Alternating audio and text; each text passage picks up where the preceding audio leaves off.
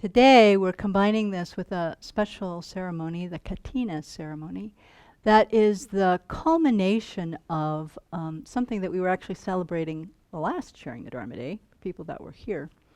And it's something that's so rare in North America, I think it's important to talk about a little bit. You'll be hearing about it throughout the day, but to give a framework or a context for what this Katina thing is about, I think is maybe helpful.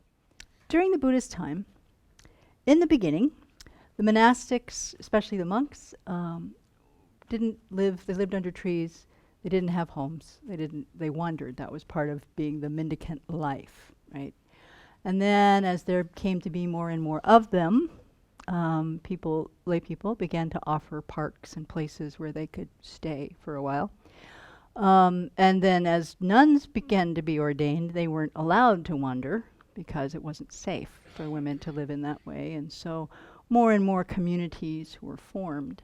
But as you know, the Buddha was teaching in India, where there is a famous monsoon season of 3 months of torrential rain, and I understand torrential is an understatement. I haven't experienced them myself, but it's like sheets and sheets and sheets and sheets and sheets of rain that go on for months. And so during the Buddha's time, some of the lay people came to him and said, you know, the Jains, that other order, those people during the rainy season, they stay put. They don't walk around. But your monks are out walking around, stepping on the bugs and stuff. Why is that? And so, as the Buddha did in many ways when the lay people came to complain about the behavior of the monastics, he set up a regulation. And so that's how the rains retreats became established. So it was a 3-month time when monastics stay in one place and spend time focusing on Dharma study, meditation, and also instruction. You know, so it's not so much a silent meditation retreat, which is, you know, kind of a different kind of thing. But it's a time of really focusing on the Dharma and to take advantage of the weather. At the end of that retreat comes a period of that's called the Pravarana, because during that period of time, with all these people staying together closely, one of the guidelines is to not admonish one another for our behavior in order to promote harmony. It's a very helpful practice, actually. And so at the end of that retreat, we take an opportunity then to invite feedback from others. You know, please give me anything that you've seen, heard, or suspected. I want to hear feedback about my behavior in order to grow in the Dharma, not because I want people to tell me, you know, to criticize me. Why would I do that? But I want to invite the feedback that gives me information about something I may not know or I may not understand about myself. I may not realize my impact on the people that I live with. So please give me that kindly, compassionately, and so that Pravarana is a ceremony that has now been passed down for almost 2,600 years.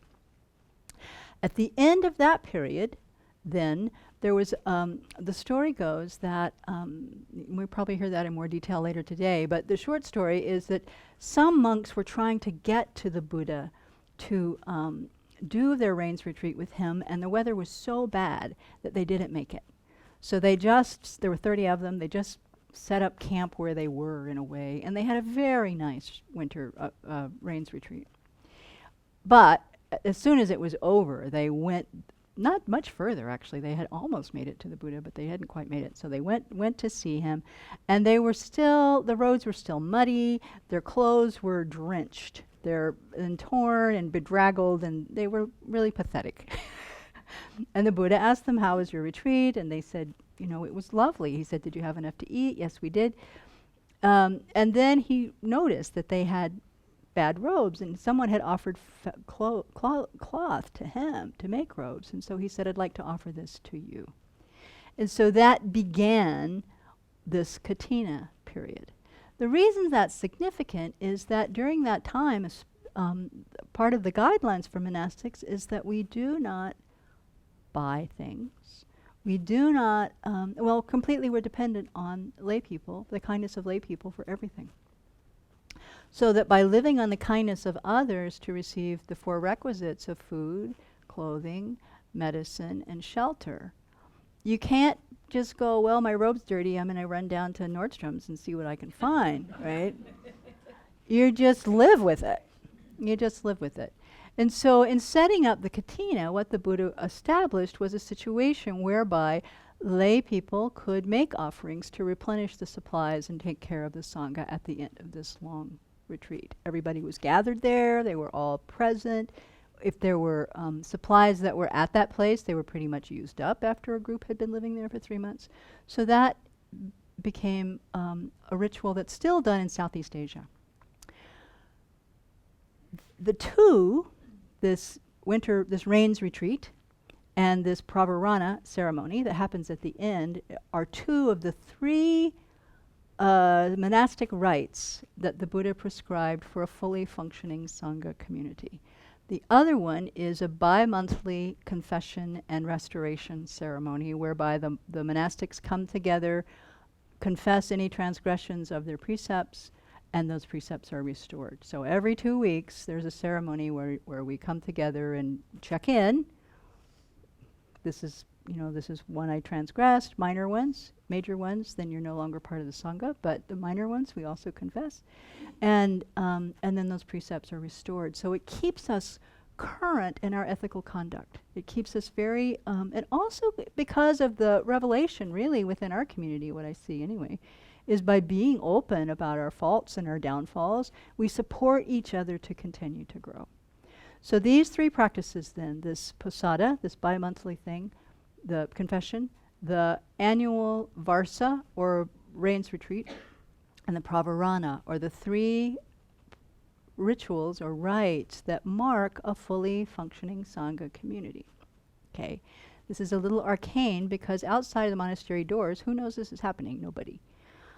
But it's important to know that it's happening because in North America, there are very few, very, very few places that are actually performing these rituals, that have the conditions to perform the rituals.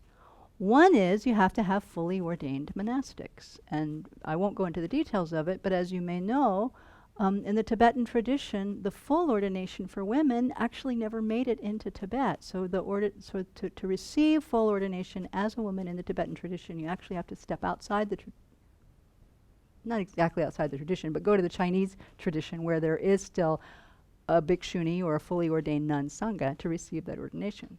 So we have here 10 fully ordained nuns. I'm fairly certain that I don't know if there is another one with that many in North America. Maybe in some the larger Chinese monasteries, but this is extremely rare. Then to have the community that's doing all three of the rites or the rituals, extremely rare. Even in Asian countries, it's not so easy for all these, even very large monasteries to do all these rituals together anymore.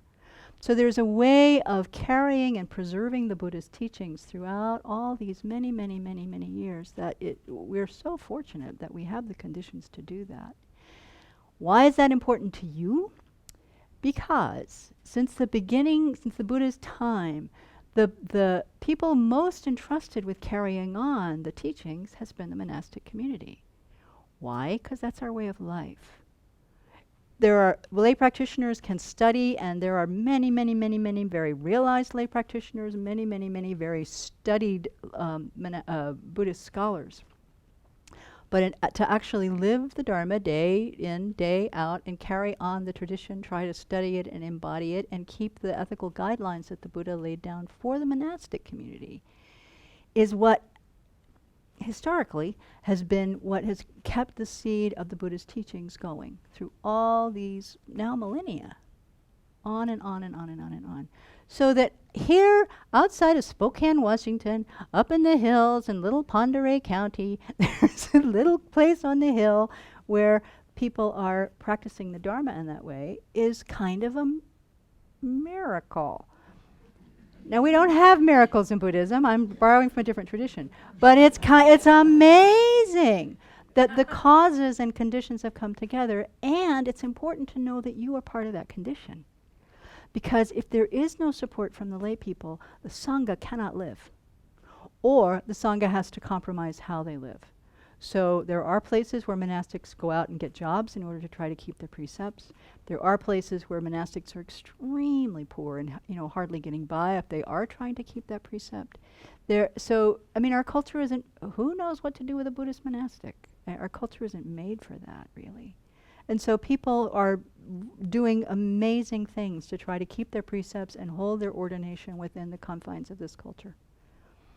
Here, however, due to the kind support that we have and also the wisdom of our teacher in founding the Abbey in the way that she has, we have these kinds of conditions where this mutual relationship between the lay people and the Sangha can really be lived. And so it's important that we all kind of know what's happening, right? So today's Katina. In Southeast Asia, the ceremony is a big deal. They have huge festivals where, and did somebody talk about the elephant yet? No. Huge festivals where they say that there are processions where there are even live elephants that lead the way. And so we don't have an elephant, but someone, Donna and Dana, our friends in Athol, did make us a moose sign that you'll see today. So it's like a moose leading the procession. But it's a big celebration. And so this is our third annual. It's growing. I want to appreciate Tracy, who has the skill, the tenacity, where are you? The sensitivity, actually, to the needs of the Sangha, to be able to check and ask, what do you guys need? Because we can't call you up and say, I really need a pair of shoes. We can't do that, and that's what today's talk is about. How and why and what that means. So that people have brought offerings, that you, whatever, that people brought lunch today is amazing. That people came today is a part of the exchange. And so I think it's very important that we get that today is a special day. It's sharing the Dharma Day, which is special in itself. But there's a bigger picture today that we're working within. And thank you very much for being a part of it.